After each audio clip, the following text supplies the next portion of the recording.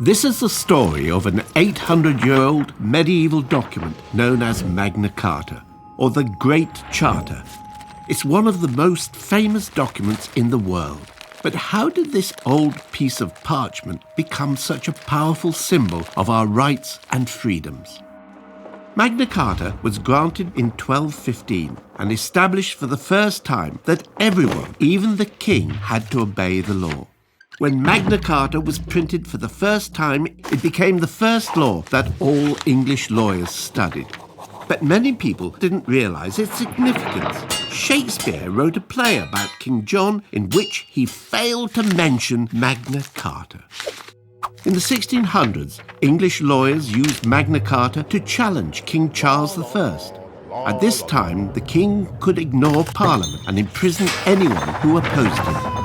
Inspired by Magna Carta, Sir Edward Coke wrote the Petition of Right, which set out to limit the king's powers.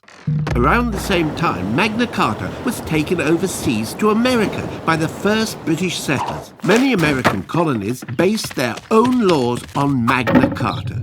Then, in the 1770s, the Americans fought for independence from Britain. Magna Carta became a symbol of American liberty, and its principles were echoed in the Declaration of Independence and the Bill of Rights.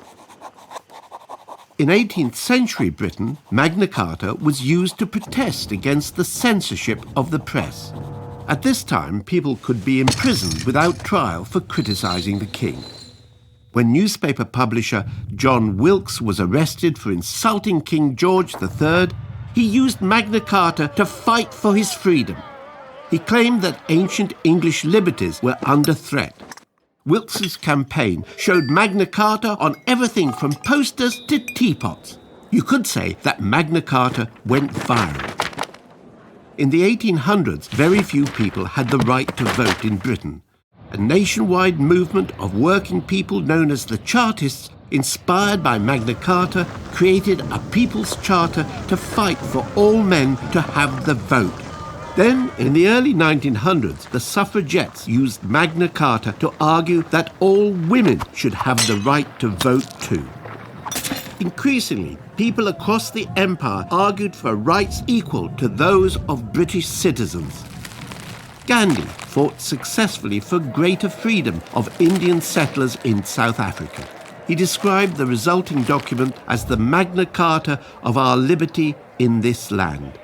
In his famous speech from the dock, Nelson Mandela declared his admiration for Magna Carta and for Western democracy, which he contrasted with the oppressive South African regime. Perhaps the most significant influence of Magna Carta today is the Universal Declaration of Human Rights.